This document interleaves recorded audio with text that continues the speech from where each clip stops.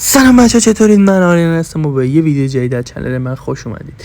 بچه ها اگه شما از شاتگان پلی را آسی شدید و دوست دارید یه گان جدید رو تست کنید، این ویدیو برای شماست. بچه ها اومدم دوتا گان سم و باف این سیزن رو بهتون معرفی کنم که خب قدیمی ها بیشتر با این گان خاطره دارن و نوراش این گان اومده بودن. از دوتا گان دارم بهتون معرفی کنم. خیلی این گانا قوی بود و تقریبا همه اتچمنتش رو میچیدن و میرفتن باش بازی میکردن. بچه گان اولی که میخوام بهتون معرفی کنم گان M4LMG و گان دومی که میخوام بهتون معرفی کنم مکتنه. بچه این گان M4LMG برای اون کسایی که رنگ پلیرن و میخوان رنگ‌هاشون رو خیلی راحت بدون دردسر وین کنن و یه ایم خوبی دارن، خیلی راحت بچه واسه موبایل پلیر مخصوصا خیلی راحت وین میکنید با گان M4LMG رنگتون رو و اکثرا وین میاد بیرون.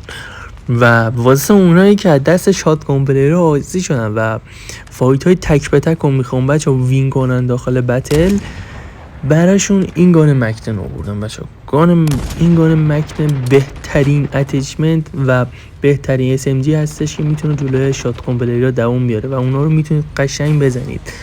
بچه این گان سرطان خالص، یعنی شما خیلی راحت و ایزی میتونید هر شاتگان پلیری که بیاد جلوتون، مخصوصا اونایی که موومنت پلیرن بچه، کسایی که موومنت پلیرن دهنشون سرویس میشه بچه، یعنی اونا بخوام بهتون راش بدن شما قشنگ گرفتید روشون و زدیدشون.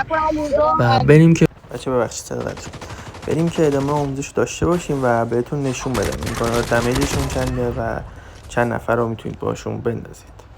خب بچه ها اینجا 3 تا بات داریم که اینا وستشون 100 و کنید یکی دوتا اینم سومیش 3 تا رو بچه ها میتونید خیلی راحت با این گام بندازید و مثلا بدون درد سر.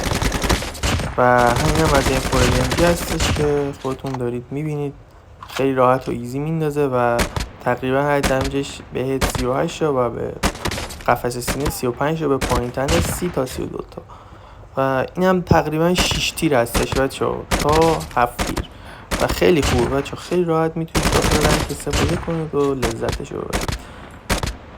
امیدوارم تا اینجا ویدیو راضی باشید بچه از فیلم و بریم یه گیم پلی ببینیم و دیگه ویدیو رو به پایان کنیم.